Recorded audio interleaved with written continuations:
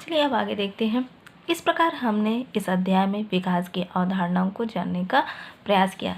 किस तरीके से विकास को आगे बढ़ाया जा सकता है, उसे कैसे मापन किया जाता है, इसके बारे में हमने समझ चुका।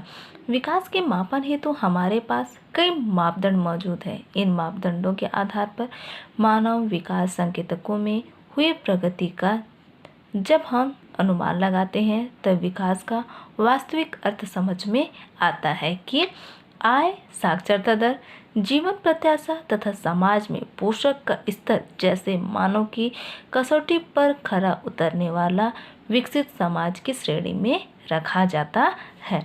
तो किस तरीके से हम लगा सकते हैं कि आय के माध्यम से साक्षरता दर का होना बहुत जरूरी है, और जीवन प्रत्याशा, अगर जीवन रहेगी या जीवन का जो कार्य मतलब जितनी वर्ष तक मनुष्य जीवित रहता है वो, या जितने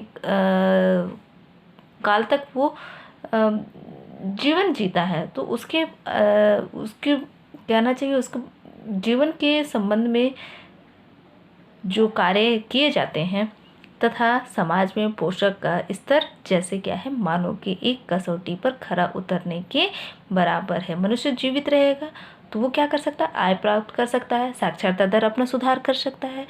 तो इस तरीके से वो परिवर्तन किया जा सकता है और एक अच्छे समाज की कल्पना की जा सकती है। अब आगे देखते हैं, सही विकल्प बताया गया है। मान लीजिए एक समूह में 5 परिवार हैं।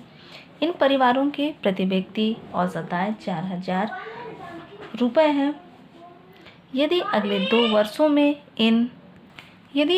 वर्षों में इन परिवारों की व्यक्तिगत औसत आय 5 रुपया हो जाती तो हम कह सकते हैं कि यहाँ पे ऑप्शन दिए गए हैं, समूह का स्तर घटा है, सभी व्यक्तियों की आय सुनिश्चित रूप से बढ़ी है, समूह का स्तर बेहतर हुआ है, सभी व्यक्तियों की आय घटी है। तो अगर मान लीजिए 5 परिवार है तो इससे ये पता चलेगा कि सभी व्यक्तियों की आय सुनिश्चित रूप से बढ़ी है।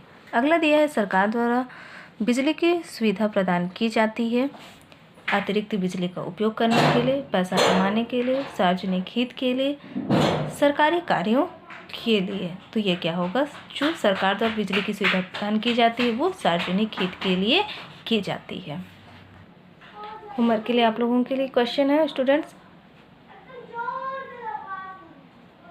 औसत आय से आय के वितरण की असमानताएं छिप जाती है, समझाइए। क्वेश्चन नंबर 2, ऐसे उदाहरण सोचें जहां वस्तुएं एवं सेवाएं व्यक्तिगत स्तर की प्रगति सामूहिक स्तर पर उपलब्ध कराना अधिक सस्ता और कारगर है। तो ये 2 क्वेश्चन दिए जा रहे हैं और आप लोगों का ये लेसन भी यहीं कंप्लीट होता है। आज के लिए यहीं तक।